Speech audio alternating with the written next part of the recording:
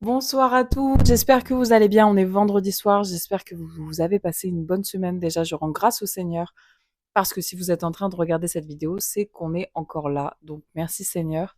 On continue sur Exode. Aujourd'hui, c'était Exode chapitre 3. Chapitre 3. Chapitre 3. C'est un peu comme chapitre 3, mais avec plus de toi dedans.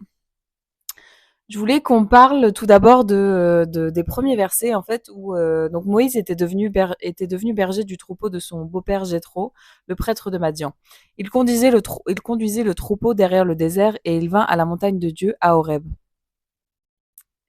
En fait, ce que j'ai relevé dans ces versets, c'est que Moïse étant berger depuis longtemps, parce que dans les versets d'avant, dans le chapitre 2, on voit qu'un long temps a passé, donc on se dit que Moïse, depuis longtemps, il a pris la responsabilité du troupeau de son beau-père et que c'est un déplacement qu'il devait faire régulièrement, en fait.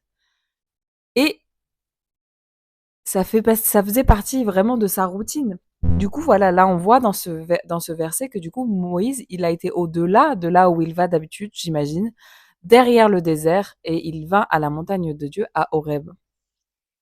J'avoue que je ne suis pas allée voir la distance entre Madian et Horeb et que je ne suis pas forcément calée en géographie pour vous en dire plus, mais je pense qu'il y a encore beaucoup de choses à creuser sur ce passage.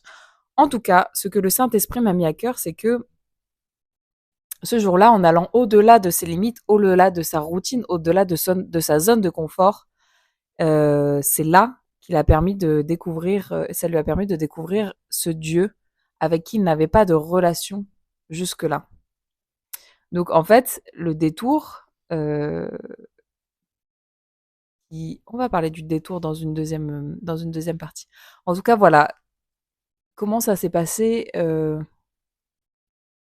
y a un proverbe qui dit la folie, c'est de faire toujours la même chose en attendant un résultat différent.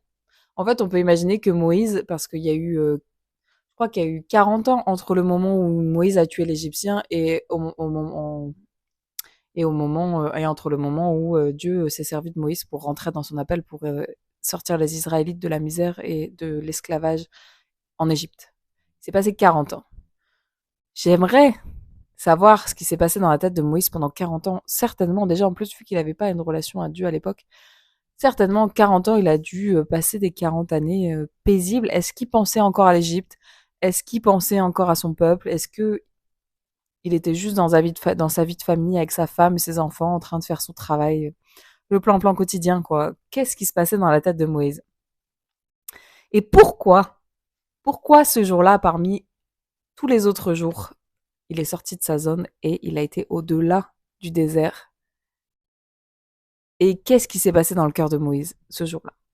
Voilà, aujourd'hui, je t'invite, en écoutant ces mots, en relisant le contexte de ces versets, de te dire où est-ce que se trouve ma zone de confort et quel est le pas supplémentaire que je peux faire pour aller à la rencontre de ce Dieu dont j'entends parler.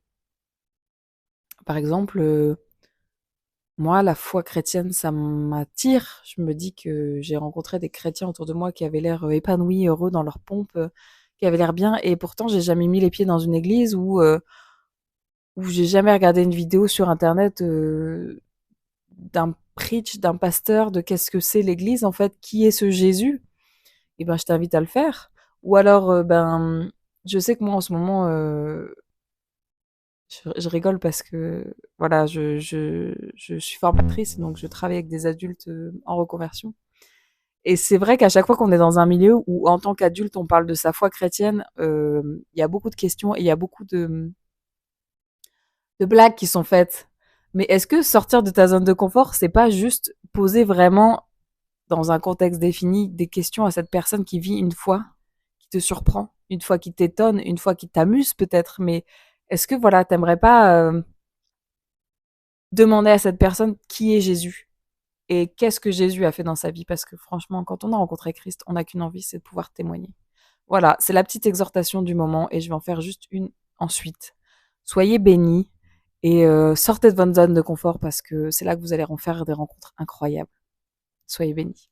J'ai déjà dit, soyez bénis.